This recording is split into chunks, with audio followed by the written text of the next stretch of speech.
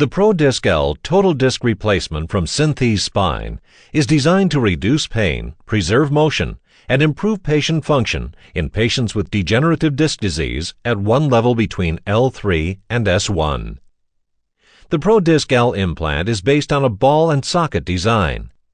Prodisc L end plates have patented central keels and lateral spikes for initial fixation to the vertebral bodies, and a plasma-sprayed titanium coating on all bone-contacting surfaces to promote bony integration.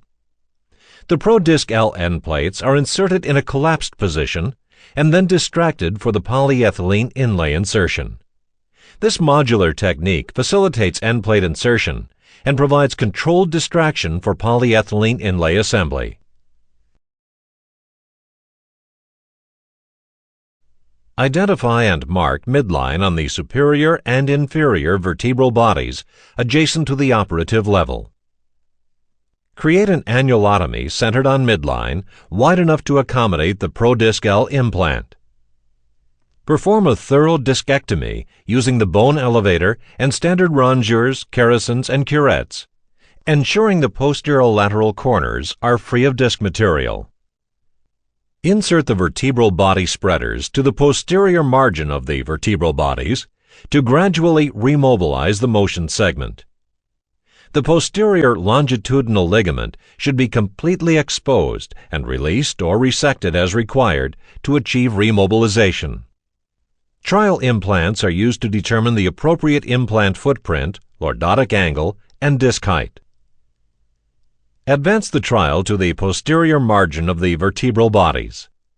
The adjustable stop can be backed out to allow the trial to be positioned more posteriorly. Advance the chisel into the vertebral bodies until it is fully seated on the trial. The chisel and trial are left in place until the Prodisc L implant is ready for insertion. Load the inferior end plate and superior end plate onto the inserter and nest the two end plates together. Remove the chisel and trial.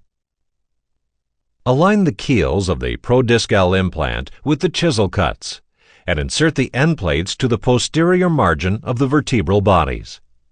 Load the polyethylene inlay into the grooves in the inferior arms of the inserter. Assemble the distractor to the inserter. Use the thumb screw to fully advance the distractor.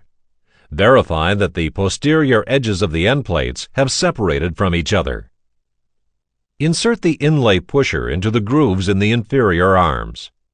Manually push and lock the polyethylene inlay into the inferior end plate. Remove the instruments and verify final implant positioning.